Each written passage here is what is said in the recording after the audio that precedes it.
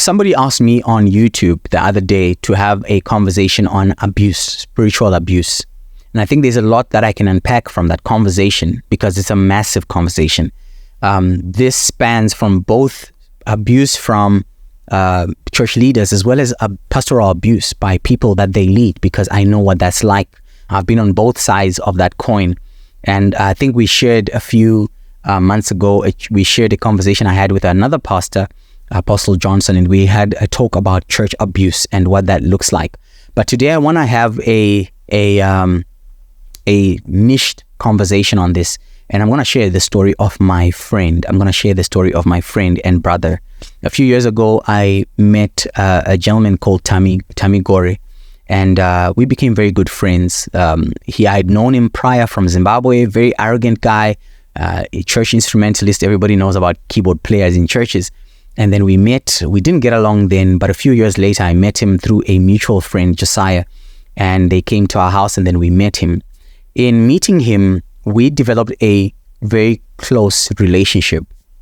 And he was one of my few friends. When I love music, I make music. For some of you that know, I actually put out music a few years ago. And he was part of my journey to do that. I used to compare notes and talk to him about my musical experiences, and he used to teach me a lot because he had the knowledge to address certain things. And this was all well and good.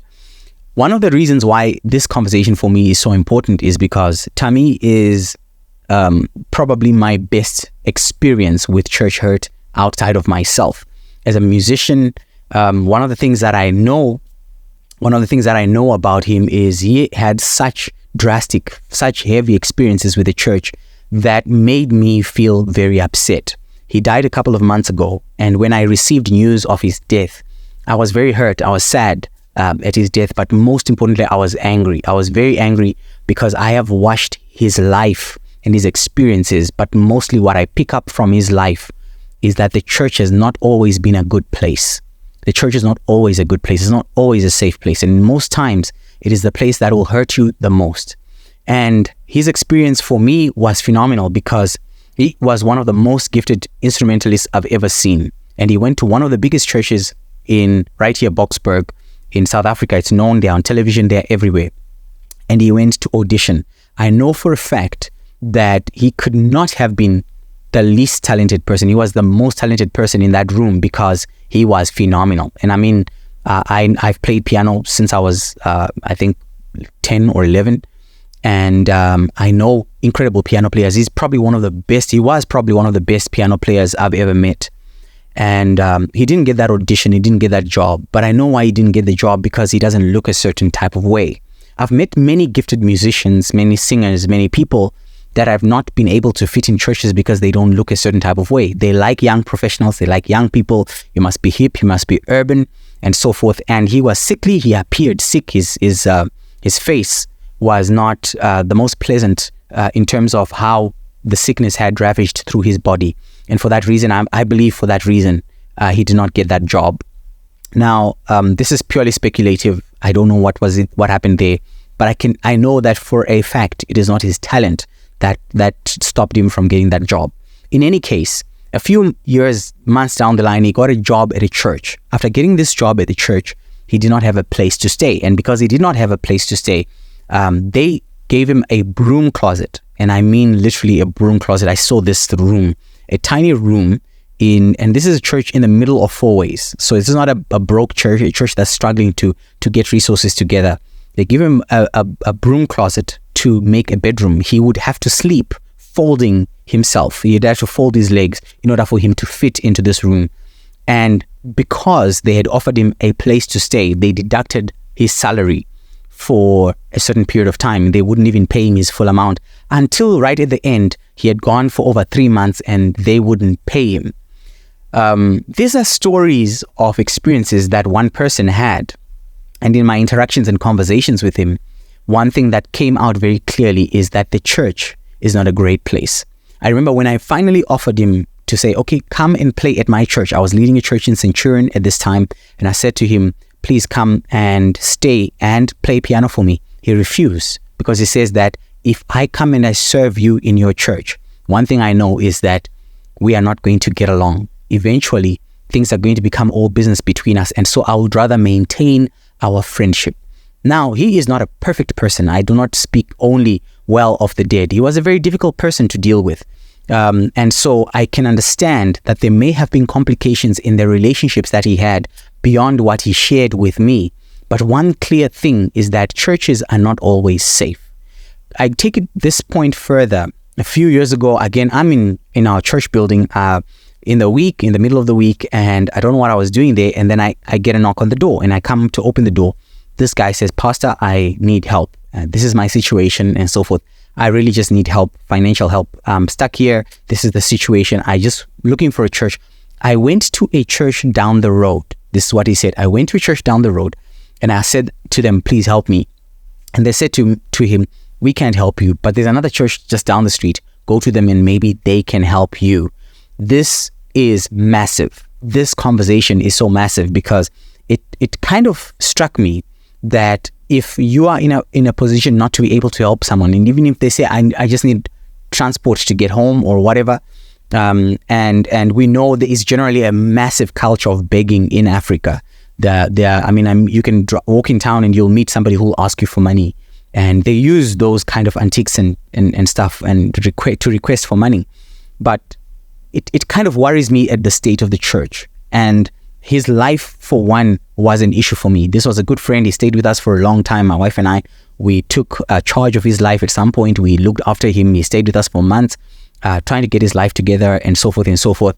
And through the struggles of his life, I learned ultimately how horrible the church can be, even for gifted people. I want to talk today about the church has failed me. There are certain people that have been failed by the church, and I'm going to list certain reasons or certain things that are currently wrong with how the church has been set up to help people. And then from there, we will escalate the conversation to what can we do? And I'm not going to defend victims only. I'm going to also really address victimhood, because I don't like the culture of victimhood. I think we've created a culture where being a victim is cool without actually addressing why certain people are victims and where this is coming from and so forth and so forth and so forth. So bear with me as we have this conversation. I'm going to give you a couple of points as to why the current setup of the church is very difficult for us to navigate and to deal with. Number one, the church does not know how to manage gifted people. The church does not know how to manage gifted people. We don't know what to do with them. And so we have gifted people that come in and we don't know how to steward them faithfully. And what we have ultimately is that, number one, we have a system that is need-driven versus a system that is gift-driven. So in the Old Testament or in the New Testament church, one of the perspectives was, as the Holy Spirit has given you a gift, they then allocate function based on those gifts. So we see you, we understand that you are likely gifted in this instance. And so what we do is we're going to channel what the gift that you have so you can serve with what you have. But instead, what we have is currently we have a system that's already set up. We need 5 more ushers. We need 10 more volunteers in the parking lot. And so no matter what gift you have, and because we also have no revelation or understanding of the gift that you possess, we will place you where we need people.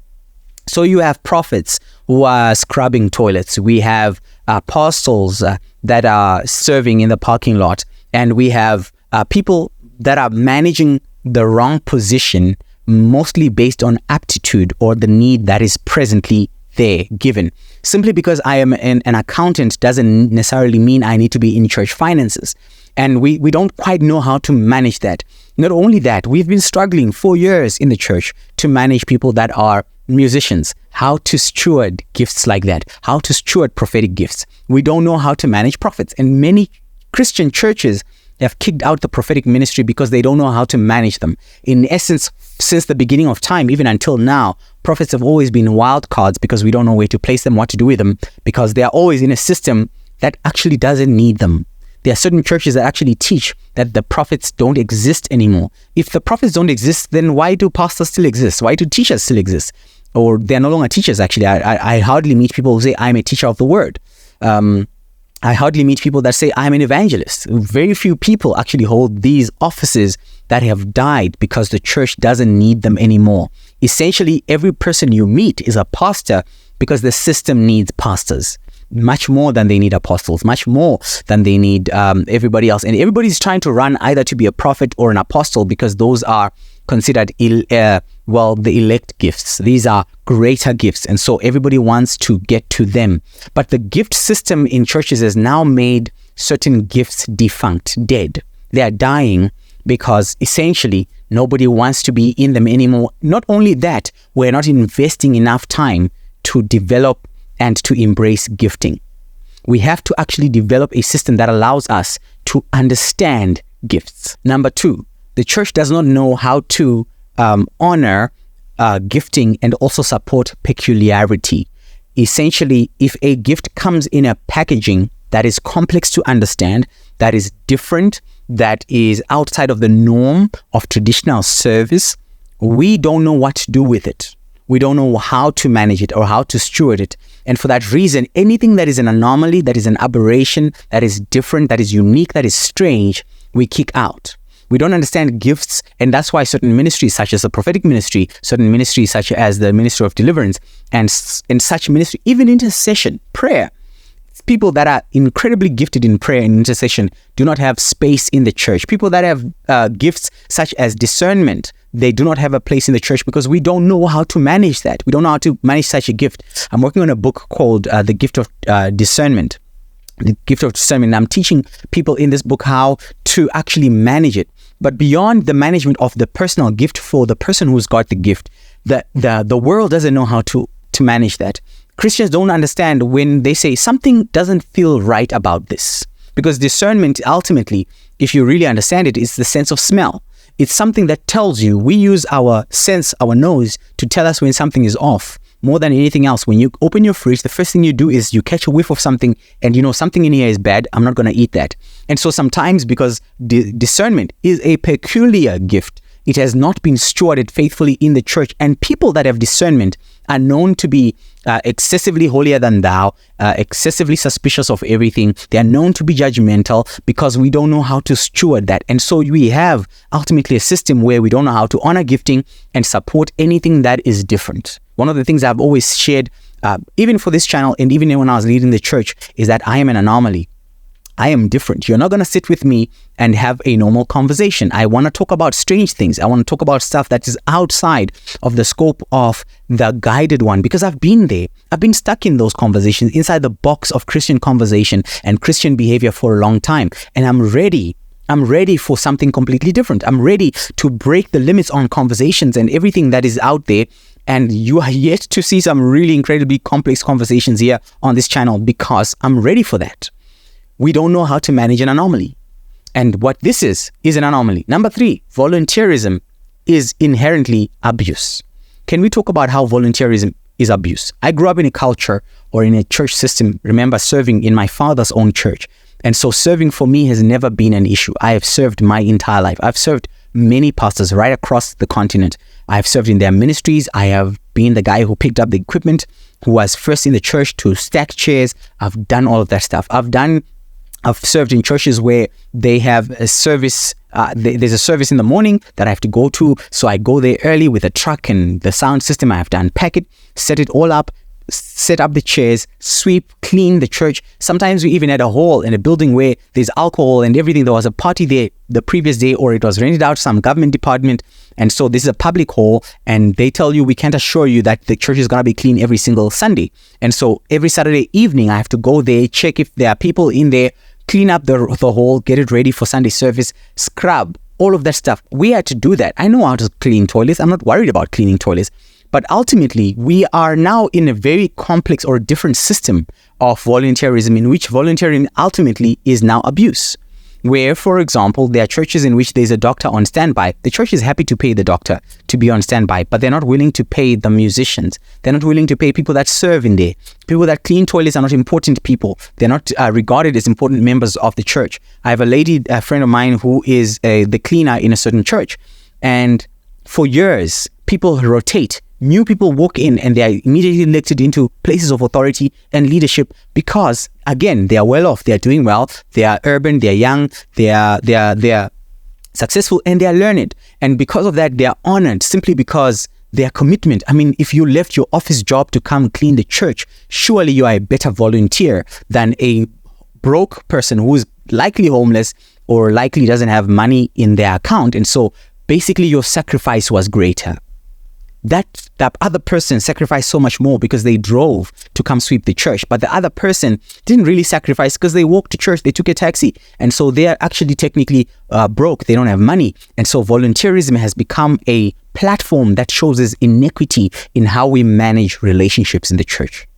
Not only that, I've been part of churches where the wealthy huddle and they talk alone, and then the poor huddle and they talk alone. And that's why Paul then says there's no longer Jew, Gentile, rich, poor, slave or master. When we are in Christ, we are equal. There has to be a way to equalize value in the church.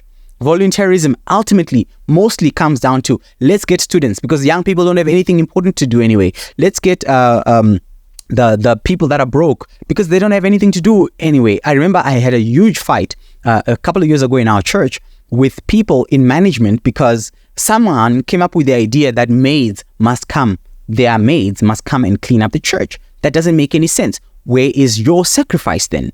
If I can actually just say, oh, the church needs to be cleaned, get my maid, go clean. That's not my sacrifice. That's their sacrifice. And so I have to come to a point where I make it my own thing.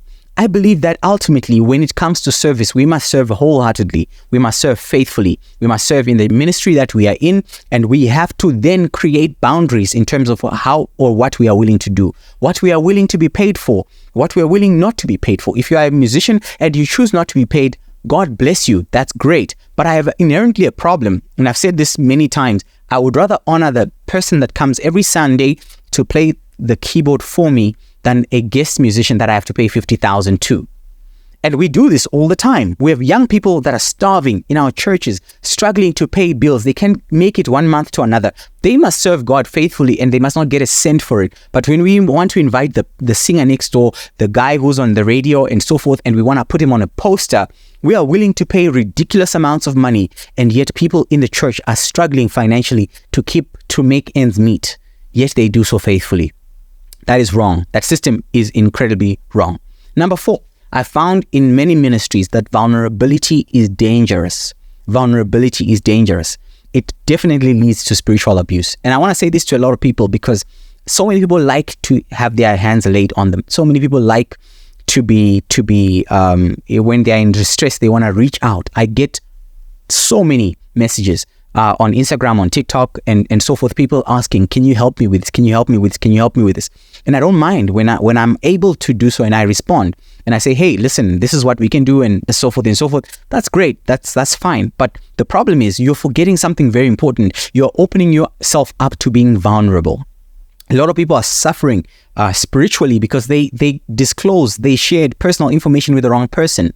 They shared information or asked for help from somebody who recognize that you are too eager, you are too vulnerable, you are too desperate. And because of that, it led to spiritual abuse, it led to financial abuse, it led even to sexual abuse. Many people are in that position because you were just too eager.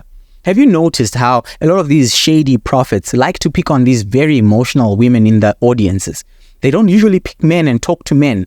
You will definitely get a prophetic word if you cry a little bit. If a little bit of tears, a little bit of this, a little bit of sadness, they'll definitely come and speak a word of, sister, you must come see me after the service. Where does this come from? You are way too emotional, way too vulnerable. It's important to learn to guard your emotions. Build a gate, a wall around your life. Boundaries are important. And I'm speaking to victims right now because a lot of people come to the church and they don't have a single strand, a single line, a single wall of defense against anything. They think everybody's right. They think everybody's going to preach the life that's going to change your life. You think that this guy has to be a man of God and everybody else cannot be a man of God because this guy is right. Listen, even the devil is right. Even the devil can perform miracles. Even the devil knows the word of God. And sometimes we come to church with all these vulnerabilities. We are a city without walls. We are a city without walls. There's no protection. There's no covering. There's no layer. Nothing at all on you that shows you that you are connected to God. And you are already willing to give all your money, all your time, all your attention, all your heart to people that are not deserving of that. That's a problem for me. All right. Number 5, the church is people. I want you to understand this. The church is people. I have a really big problem with pastoral hate, massive problem with pastoral hate. There are certain jobs now that used to be good jobs. I remember when we were kids, when someone said, I'm a pastor, there was a respect that followed that. When someone said, I'm a teacher, there was respect that followed the teaching profession. When someone said, I'm a doctor. And right now, most of those professions are now in some of the most hated professions: policemen, doctors, pastors, teachers, and all of these people, lawyers. These are now the most hated professions in the world. People don't trust doctors anymore. The doctor will happily get paid by a big pharmaceutical company to push a drug that they know is harming people. They're recommending things that are not good for people's health. In fact, they're happy with you being sick because they make more money from that. They are dealing with student debt, and so their agenda is now financial. Same thing with lawyers. Many people are being robbed by their attorney. Many people are being robbed by the person that is supposed to hold your money in trust. Those used to be professions where people could build trust and so forth. The same thing with teachers. Nobody trusts teachers anymore. People don't trust pastors. They don't trust policemen. I am so frustrated by the local policemen in my area. They have roadblocks every other day for no other reason apart from getting a little bit of money. I actually know them by face. If I know them, I know this one is likely at that corner today, and so forth and so forth. And so people are learning to work around policemen. They don't feel safe by the police presence. If I see a police car come to my house, I don't feel comfortable and at peace. I feel trepidation. I feel worry, concern about what it means, because most people can be trusted. In the same sense, then, even if we are coming to church, these are people. We should not value people based on the title they carry, but rather on the person that they are, the character that they have. I've been in certain places where I have made it very clear not to tell people that I'm a pastor, and I go there as an individual and help. If you are going to talk to me, interact with me as an individual, and don't let my ministry or the title that I carry denote the respect that you give me. I've been in places where a few minutes prior, people gave me a seat at the back of the church. I walk in there and they say, oh, you go sit over there, right? You go sit over there. And then someone says, oh, where's Pastor Guidance? They say, who's Pastor Guidance? And then there's that short guy right at the end, and then they have to go fetch me. And then suddenly, oh, Maruti, thank you so much. God bless you, sir. Bless, sir. You're such a blessing, because suddenly you carry a title that you didn't have before. It's dangerous for us to go into certain places where we don't recognize that the church is people, that titles are people. Behind these names, behind these places, behind these faces that we see are people. And some of these people have bad intentions. Some of these people are twisted. And some of these people are not the right people that we should be actually dealing with. If you ascribe value based on faces, you are in trouble. You are in big trouble. Look at people for what they are, the character that they have, and not the platform or the podium that they have. Everybody thinks TD Jakes is amazing because they don't know him personally. You've never had a conversation with him personally. And if you have a conversation with him at church, he's going to use a language and a tone and a voice that is consistent with his brand and his image. But not when he's at home. At home, you see an entirely different person. And that's why the Bible pushes us to discipleship, because discipleship is personal. It's not something that you do over a pulpit or a podium. It's not something that you do over YouTube. It's you getting to know me, knowing what I'm like with my children, knowing how my tone is with my wife, knowing what my wife thinks about me. And those people, they truly know the character of a person. And so I'm not worried. The person I love most in the world is my wife. And for that reason, if you actually ever talk to her about me, she should give you a good report of my life. Not the proper brand one, not the one that we present, not the t-shirt that I'm wearing, but when you see me at home wearing small shorts and a torn t-shirt that I use around when I'm running out in the yard, that's what you want to see. And that's the person you want to get to know, so that there's a personal relationship and you weigh my character and not necessarily my podium. A lot of people, we are evaluating them based on how amazing their church is and the success they've had in life, and that's not who they are. All right? I hope you are with me there. The church is people. All right? I said the church is people in number 5, but number 6 is the church is people and not the system. Right? We have what we call the church system. The church system is the praise and worship team comes in at this time, the offering goes there, the tithes and whatnot are allocated this way, toilets are that side, women go to that side, men go to that side. All of that is part of the system. It's the organization that manages a church, but it's not the people. So when I say as a different point, I know it's the same point, but it's actually different. What I'm referring to is the fact that when we are talking about the church, we are not talking about the building, its facilities and the structure, the organogram and the authority structures that exist in that building. Rather, we are talking about the people that are present. And so sometimes we must realize that the system itself, which is how tithes and stuff are managed. I always made a joke about how I know that there is if I'm correct, 4,000 page document by the Seventh-day Adventist Church concerning tithes. There's barely 5 scriptures on tithe in the Bible, right? There's barely 5 scriptures on tithes in the Bible. I promise you will not put together over 150 words worth of tithes and conversation of tithes in the scriptures. But here's the problem. They have an organization, a system where you need a 4,000 page document that outlines how branches and the different assemblies and different people manage tithe, who tithes what, where, and how does it go back to the main whatnot church. So when the Seventh-day Adventist Church is managing finances, they have a 4,000 page document that outlines how that happens, that system. All right. So when we understand this, we understand that there are people who are the church. People, me, the 2 of us gathering, 2-3 of us meeting together to pray together, whether in a home or wherever, that's church. But also the church is a different system that has needs, that needs rentals, that needs, cleaners, that needs, and I remember when we were running the church, we had people that were in charge of operations. They were in charge of making sure every facility is good. The bathrooms are cleaned. They to make sure that certain things are done and placed in time where they need to be. And that's part of the system of the church. And that's not the same as the people in the church. And lastly and most importantly, there is something that we call spiritual manipulation through reliance. The biggest issue becomes, if you need me to hear from God on your behalf, you will always rely on me.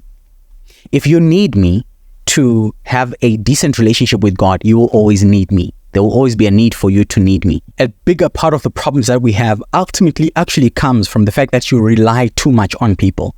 You need me to provide spiritual guidance. You need me to provide spiritual direction, counseling, and so forth and so forth. You don't have a personal relationship with God. You don't know how to read your own Bible on your own. You are completely reliant and dependent on me for your sustenance. You are a baby.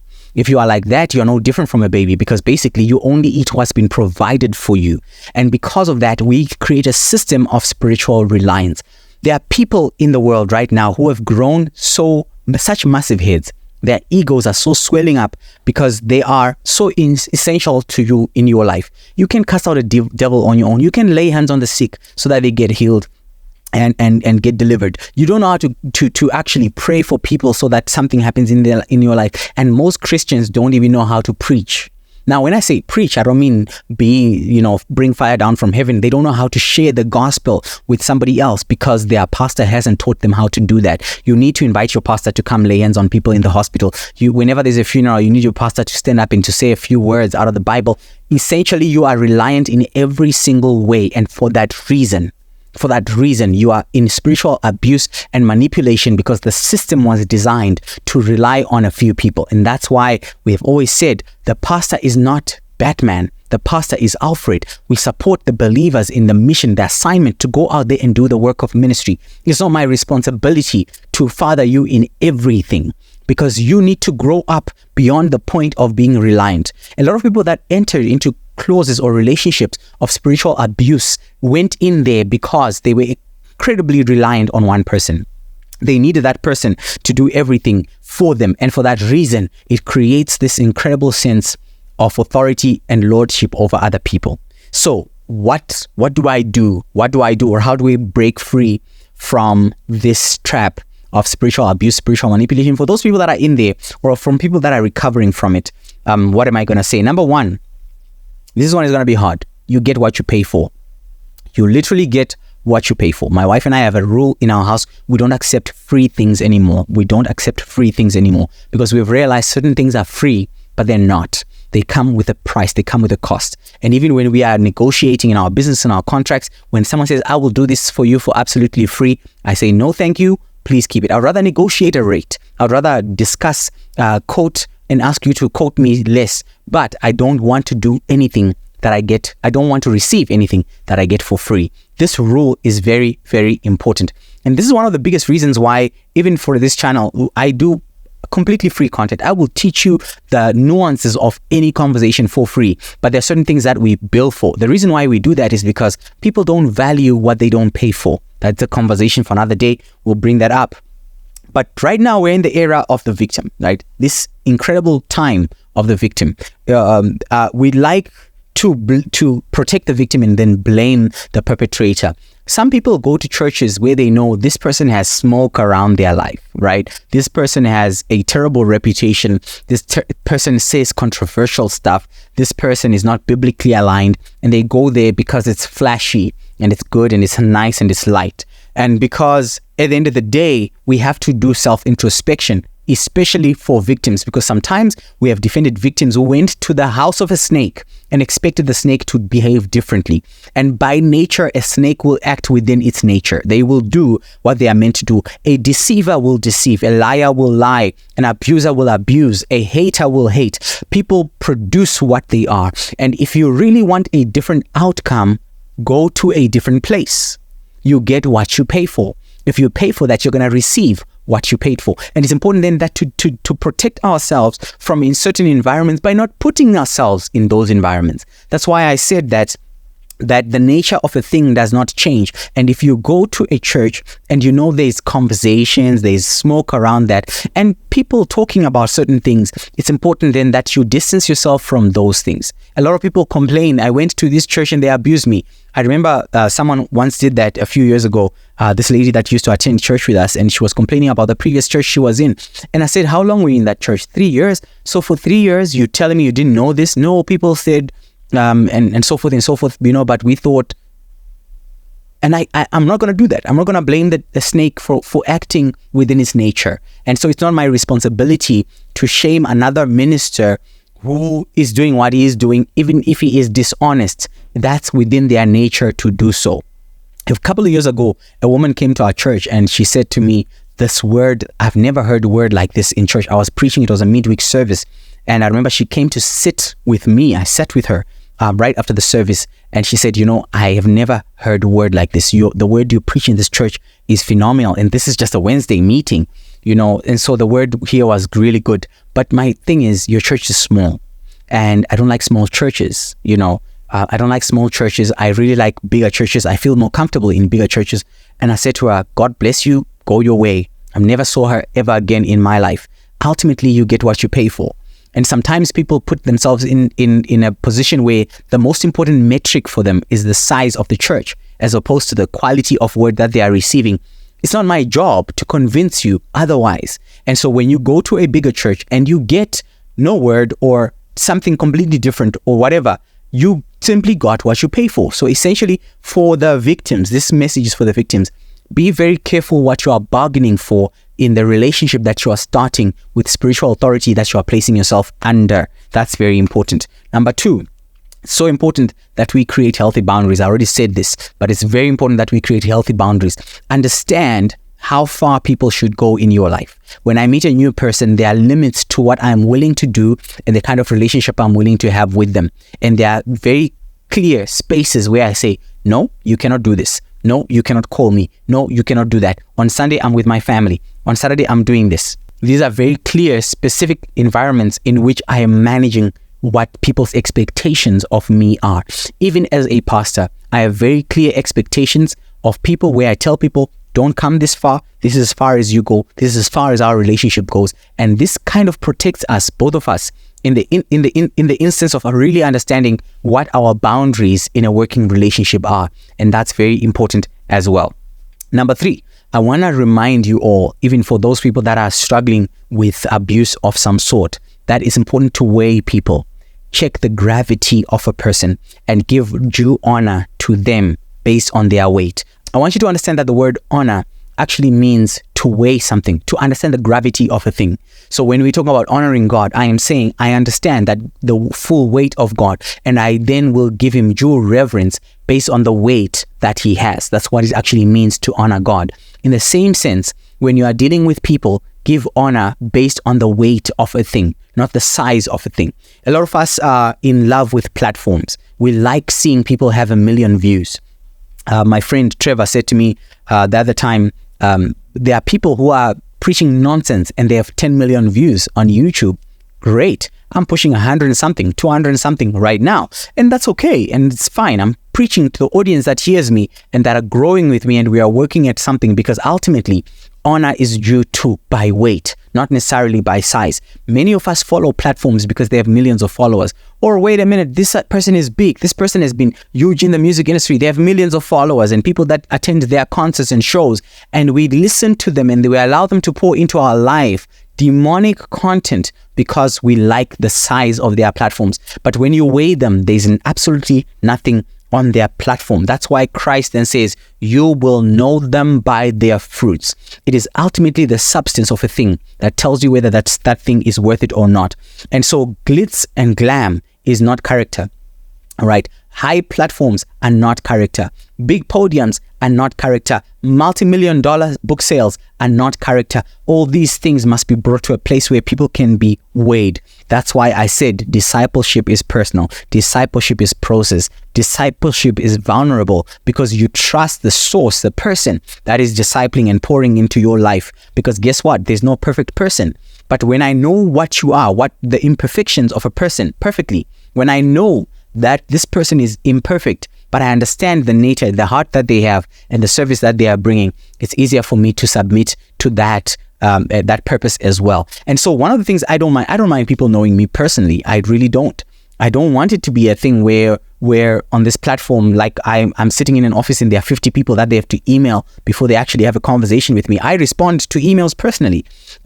Even when people send us emails on Ecclesia Collective, I respond to emails personally, and I make it a rule to actually get time, sit down, evaluate, and respond. Why is that important to me? Because I've learned that ultimately discipleship cannot happen if I'm not willing to be personal, to say, hey, I empathize with that. I struggle with that as well. I know exactly the experience that you're going through, and I'm human in the same way with the things that you are dealing with as well. I'm not some special person who sits around in the glory of God every day. I'm dealing with kids. My kids come in and there's poop and there's dirt and all of that stuff. I understand what it means to be human. I understand how to deal with difficult situations and difficult people. And I lead many organizations. Yes, I'm a chairman in many local and even my kids' schools and all that stuff. That's part of the experience, but that doesn't shape.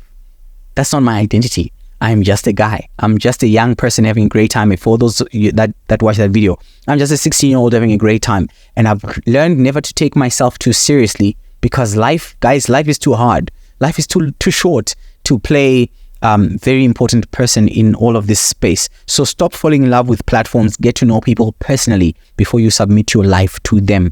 Number 4, focus on starting healthier connections. Start with small communities and start afresh. Really, it's very important that we actually learn to find healthier connections with people, build healthier relationships. They are there. And some of us think that our whole world is that church that I left that was manipulative. And I learned more than anything that just down the road, in the next city, in the next place, in the next street, you can find a whole new community of people that are different, that are welcoming, that are loving. But don't be afraid to start afresh. This is not the whole world. I know sometimes in the circumstance of spaces, we think that this is entirely defining of who we are. But the world is so much bigger than what the little world of our church or the little world of our city, the little world of our community. It's so much bigger. All right. And number 5, submission is malleable, right? Submission is malleable. And so what it means is you just need the right amount of malleability. If you are too hard, you break. If you are too soft, you will bend and go in any way possible. And so what submission ultimately is the ability to be malleable and to understand how far. Even in a husband and wife dynamic, there are levels to my wife's submission to me. And I need to understand how far she's willing to go with me in certain distances, because people can't go all the way. Even any elastic band, if you pull it, it will snap. And so we have to understand, again, coming back to boundaries. But most importantly, even as I close now, I want to say you should never be a yes man to anyone. I don't want a yes man wife. I don't want a yes man disciple. I don't want a yes man friend. I don't want a friend that says yes to every single whimsical idea that I have in my head, because I have a lot. I want someone who is able to say, can we consider? Can we think? But ultimately, we all need to submit to God. And in spite of the people that we say yes to and the platforms and the pastors that we support, we definitely need to get to a point where we learn to say, I am more submitted to God than I am submitted to a person. And so if my pastor touches me inappropriately, I am more submitted to God than I'm submitted to a person. If my pastor asks of me more than I can give, I'm more submitted to God than I'm submitted to a person. And no one should ask me to do something that contradicts the word of God. Ultimately, the word of God must be supreme, and I submit mostly to that word. And so today's conversation is really talking to people who are saying, I've been hurt. Help me. I've been hurt by the church. I've been scarred by the church, and the church has failed me. And it's not just about what's wrong with the church, but it's really what's wrong with us. How are we creating this? Some people have been in cycles of abuse from churches, from one church to another. And it's possible for us to break that cycle and heal from that. God bless you.